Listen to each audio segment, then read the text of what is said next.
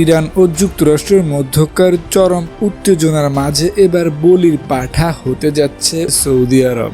Washington যদি তেহরানের অবকাঠামোতে নতুন করে হামলা চালায়, তবে রিয়াদ সহ উপসাগরীয় দেশগুলোর তেল ক্ষেত্র, গ্যাস রিফাইনারি এবং বিদ্যুৎ কেন্দ্র ধূলিসাৎ করে দেওয়ার সরাসরি হুমকি দিয়েছে ইরান।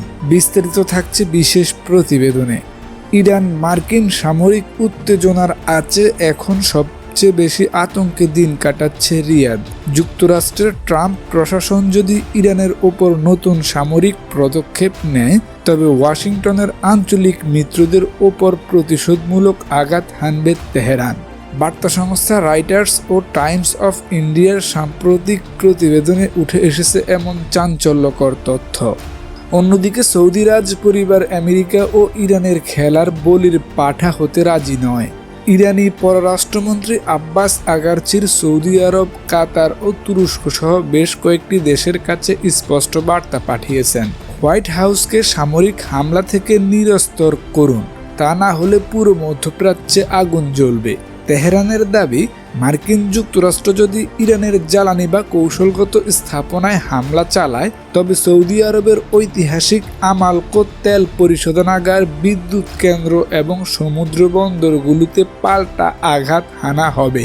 এদিকে গোয়েন্দা তথ্যে উঠে এসেছে, ইরানের বিপ্লবী গার্ড বাহিনী IRGC প্রত্যক্ষ সহযোগিতায় উত্তর দিক থেকে ইরাকি মিলিশিয়া এবং দক্ষিণ দিক থেকে ইয়েমেনের হুতি বিদ্রোহীরা সৌদি আরবের সমন্বিত ড্রোন ও ক্ষেপণাস্ত্র হামলার প্রস্তুতি নিচ্ছে।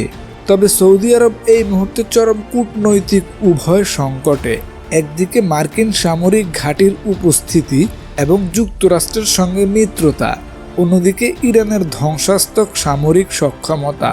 2019 সালে সৌদি আরামকো তেল কেন্দ্র ড্রোন হামলার অভিজ্ঞতা রিয়াদের রয়েছে, যা তাদের অর্ধেক তেল উৎপাদন সামরিকভাবে বন্ধ করে দিয়েছিল। এই কারণেই সৌদির যুবরাজ মোহাম্মদ বিন সালমান ওয়াশিংটনকে অবিলম্বে যুদ্ধবিরতি ও আলোচনার আহ্বান জানিয়েছেন। সৌদি রাজতন্ত্র বুঝতে পারছে, ওয়াশিংটন তেহরান পূর্ণাঙ্গ যুদ্ধে জড়ালে সবচেয়ে বড় অর্থনৈতিক ও অবকাঠামোগত মূল্য চোকাতে হবে রাজতন্ত্র চালিত এই উপসাগর। অন্যদিকে সৌদির প্রতিরক্ষা মন্ত্রণালয় তাদের আকাশ প্রতিরক্ষা ব্যবস্থা হাই অ্যালার্টে রেখেছে। মার্কিন সেন্টাকমের সাথে রিয়াদ সার্বক্ষণিক যোগাযোগ রক্ষা করে চলেছে। তবে রিয়াদ আনুষ্ঠানিকভাবে সংঘাত এড়ানোর জন্য কূটনৈতিক আলোচনাকেই প্রাধান্য দিচ্ছে। ইরানের হুমকি সত্ত্বেও সৌদি আরব জানিয়ে দিয়েছে, যদি তাদের নিজস্ব ভূমিতে কোনো সরাসরি আক্রমণ হয়, তবে তারা বসে থাকবে না এবং সামরিক জবাব দেবে। কিন্তু অন্যদিকে পরোক্ষভাবে তেহরান বিশ্ববাজারের জ্বালানি তেলের মূল্য বৃদ্ধি ও আঞ্চলিক অর্থনৈতিক ধসের ভয় দেখিয়ে ওয়াশিংটনের ওপর চাপ সৃষ্টির জন্য সৌদি আরবকে হাতিয়ার হিসেবে ব্যবহার করতেছে। তবে পরিশেষে বলা যায়, আমেরিকা ও ইরানের ক্ষমতার লড়াইয়ে মধ্যপ্রাচ্যের অন্যতম দেশ বিশেষ করে সৌদি আরব নিজেদের অস্তিত্ব রক্ষার দৌড়ঝাঁপ করতেছে।